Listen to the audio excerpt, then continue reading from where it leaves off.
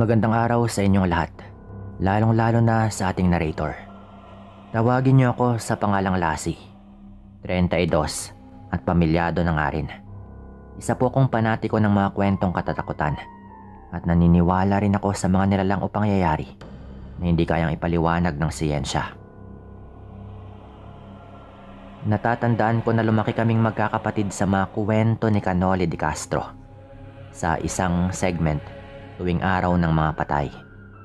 Ngunit ni sa panaginip ko ay hindi ko rin inaasahang makapagbabahagi rin pala ako ng kwento sa personal kong karanasan sa liblib na probinsya ng kaklase kong tawagin nating Camilo sa may parte ng Leyte.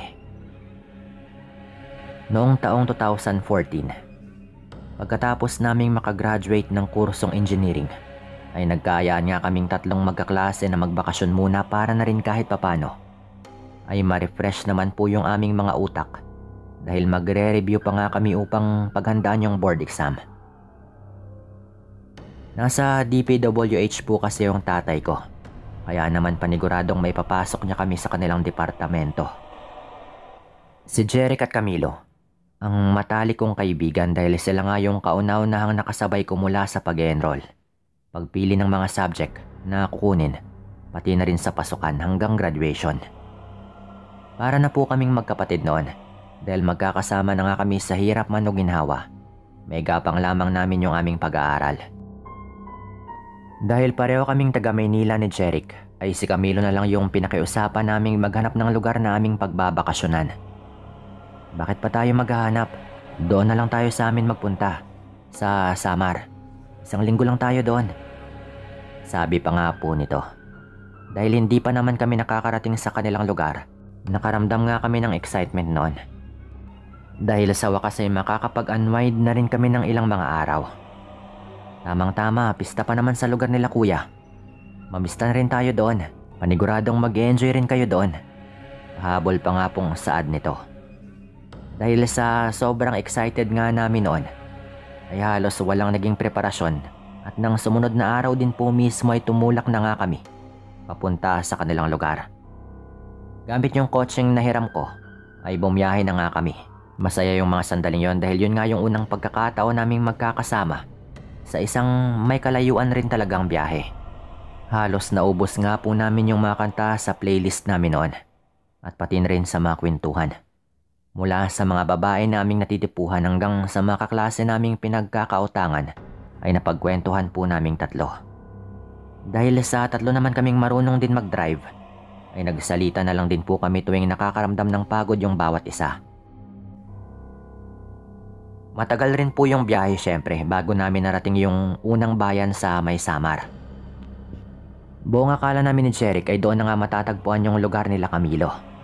Pero kinakailangan pa raw pala naming bumiyahe ng 2 o higit pang oras para lamang makarating sa mismong bayan kung saan nga kami magbabakasyon. Habang nagmamaneho si Camilo, ay napansin ko na bawat madaanan namin ay pakonti-konti na lang yung mga bahay, na talagang magkakalayo na rin po yung mga distansya. Nang marating namin yung arko sa lugar nila, ay napansin namin ni Jeric na halos mapuno nga at liblib rin talaga yung lugar.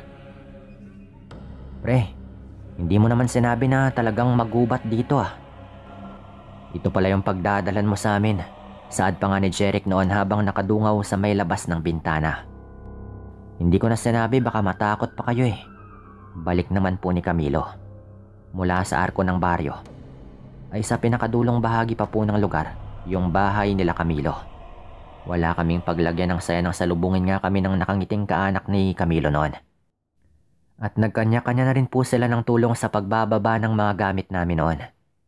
Doon nga ay nakilala namin yung kanyang mga magulang na sila Tito Fred at Tita Baby. Pati na rin yung ilang kapatid nito. Hinainan po nila kami noon ng napakasarap na putahe na doon lamang daw sa lugar nila makakain at mahahanap. Matapos kaming kumain ay doon na nga kami tumuloy sa kwarto ni Camilo upang makapagpahinga. Dahil na rin sa labis na pagod mula sa mahabang biyahe, ay mabilis kaming nakatulog. Ilang oras pa yung nagdaan noon at halos magagabi na rin pala ng mga sandaling yon nang magsipagising nga kaming tatlo.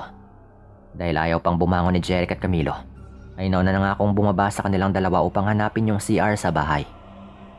Habang naglalakad nga ako papunta doon sa CR, ay hindi mawaglit sa utak ko na maganda rin pala yung bahay nila Camilo. Halatang ginastusan po ito ng kanyang mga magulang bilang retirement home para sa kanilang pagtanda. At nung gumabi na nga po talaga ay nakakwentuhan ko pa nga po yung tatay ni Camilo habang nagiinom kami ng lambanog. Marami siyang ibinahagi sa akin noon ng mga pangaral at mabubuting mga payo na talaga namang mapapakinabangan.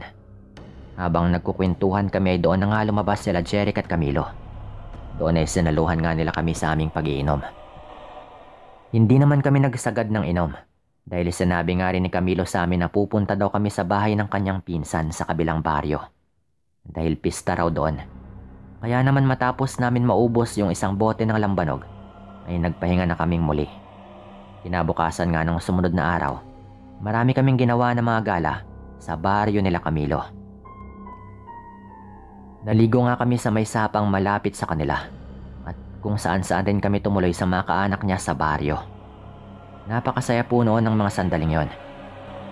Hanggang maganap na nga yung pangyayari na nagpabago sa buhay naming tatlo. 5:00 ng hapon nung dumating nga yung pinsan ni Camilo na nagpakilala sa amin bilang Mikey. Siya yung nangumbida sa amin sa kanila dahil nga raw pista. Pre, sorry ngayon lang ako nakapunta, nalasing kasi ako eh. Maaga pa lang ay nagiinom na nga kami nila tatay. Sorry kung hindi ako nakapunta ng mas maaga. Nahiya pa nga po nitong sabi sa kanyang pinsang si Camilo. Ano ka ba? Sanay na ako sa galawan mo.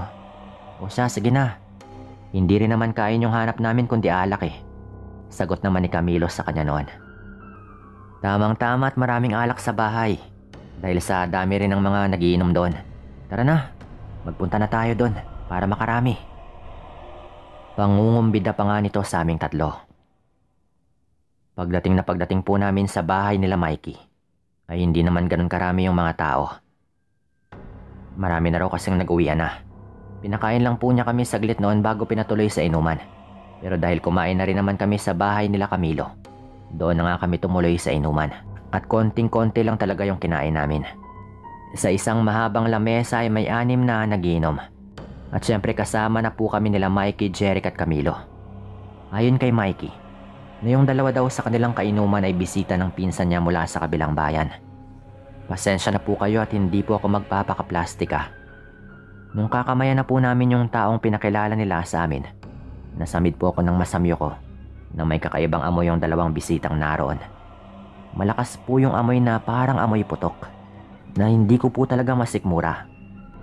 Talagang mabaho po yun at pinili ko na lang na magsawalang kibo at wag na lamang ipahalata bilang respeto na rin sa kanila.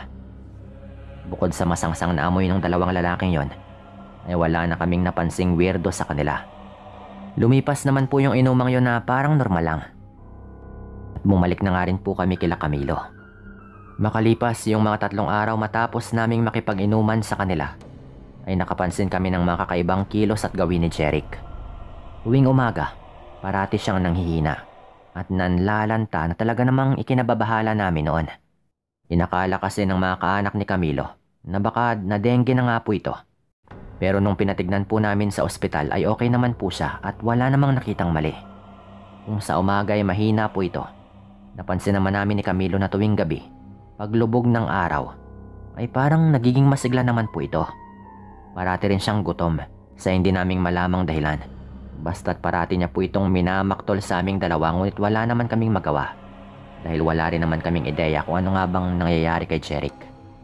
Isang umaga ay ginising kaming magkakaibigan ng isang malakas na sigaw mula sa labas ng bahay. Pagtingin naming tatlo ay doon ay nakita nga namin yung kaanak ni Camilo na si Manong Joe. Umiiyak po ito habang sinasabi na pinasok daw ng mabangis na hayop yung bakuran niya at pinatay yung 5 sa 10 manok niyang inaalagaan. Talagang galit na galit po ito at sigaw ng sigaw. Mabuti na lamang at napakalma nga ito ng ilang kaanak ni Camilo. Kaya kumalma naman po ito. Dahil halos sa tapat lang nga ng bahay nila Camilo yung bahay nila Manong Joe, ay nakiusyoso na rin po kaming sumilip. Katakatakang tumanggi po si Jeric noon. At sinabing kami na lang po yung magpunta doon dahil magbabawas daw muna siya. Namin naman pong sinangayunan. Halos masuka nga kaming dalawa ni Camilo nang makita namin Yung sinapit ng mga alagang manok ng kaawa-awang si Manong Joe. Wakwak po yung mga dibdib ng mga ito at para bang nilaperot yung laman hanggang sa manuyo nga yung dugo ng mga ito. Papalis na nga kami ni Camilo noon nang meron akong napansin na isang makinang nabagay sa may lapag, kaya't nagdali-dali nga ako at pasimple ko yung dinampot. Ganoon na lamang yung gulat ko nang makita ko na parang yun nga yung bracelet ni Jeric. Anong ginagawa nito dito?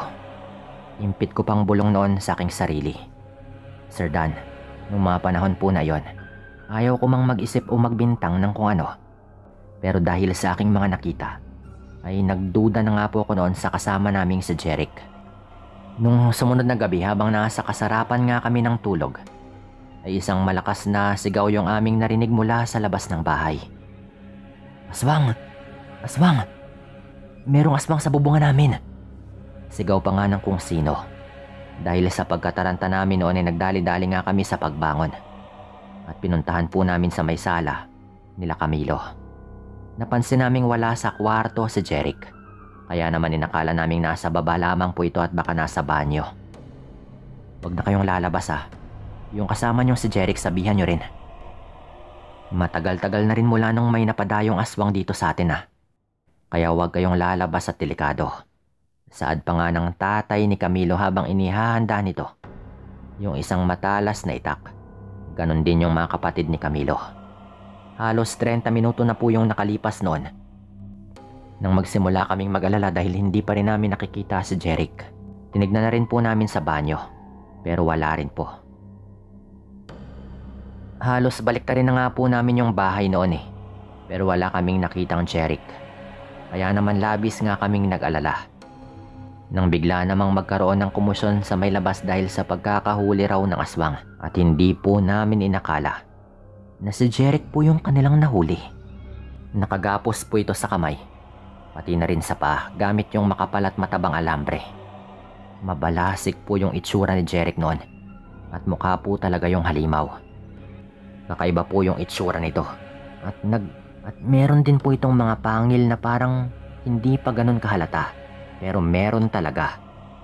Ang mga mata po nito ay para bang sa pusa na kakaiba po talaga kung tignan. Sinubukan pa raw nilang kausapin ito pero inangilan lamang daw sila nito at pinagtangkaan pang kagatin. Ayon pa nga sa kuya ni Camilo, kung di lamang daw nakilala ng tatay nila yung suot nitong damit, paniguradong patay na raw ito dahil tatagain na raw sana nito yung aswang na umatake nga rin sa kanila. Sinubukan pa raw nitong atakihin at dambahin yung isa sa mga kaanak ni Camilo. Mabuti na lamang at marunong nga ito. Kaya si Jeric pa nga yung naisalya nito at nagawang may opo. Sa puntong yon, doon na nga po nila tinalian upang hindi na makatakas. Ipinatawag ng tatay ni Camilo yung kaanak nilang si Mang Boying na isang albularyo upang tignan nga yung kalagayan ni Jeric. At sa kabutihang palad naman ay malulunasan pa raw ito. Dahil hindi pa naman daw siya nakakatikim ng dugo at karne ng tao. At hayo pa lang daw yung nakakain nito at bago pa lang. Doon na nga po may pinenom yung albularyo noon. Nakailang suka po si Jeric noon. Kulang na lang ay isuka niya rin yung kanyang bituka. May mga kung ano-ano rin pong salitang binabanggit si Mang Boying noon na walang nakakaintindi at tanging siya lamang po. Hinipan-hipan din niya yung bunbunan ni Jeric bago nga ito may pinainom. Na siyang naging dahilan nga ng pagsusuka ng kaibigan namin. Yung isang linggo lang po sana naming plano ay na-extend po ng ilan pang mga araw dahil ginagamot pa nga po si Jeric noon. Sa kabutihang palad naman, sinabihan po kami noon ng albularyo na nagawa ng araw niyang maisuka yung kung ano mang ipinahawa sa kanya. Ayon pa nga sa albularyo, mukhang yung dalawa raw na nakasama namin sa inuman yung may gawa nun kay Jeric. Pero mabuti na lamang at agara naman itong nalunasan. Nung gumaling na po si Jeric at medyo lumakas na nga yung kanyang pangangatawan, hindi na po kami nakaksaya pa ng panahon noon. Umalis na po kami doon at umuwi na. Doon na nga po nagtapos yung aming kakaibang bakasyon na may tuturing ko ring nakakapangilabot na bakasyon. Hanggang ngayon po ay magkakaibigan pa rin kami syempre. Pero kinikilabutan pa rin kami tuwing napag-uusapan namin yung mga ganong bagay. Yung hindi nga namin makakalimutang karanasan. Hanggang dito na lang din po itong kwentong ito. Maraming salamat po sa inyong lahat at paalam.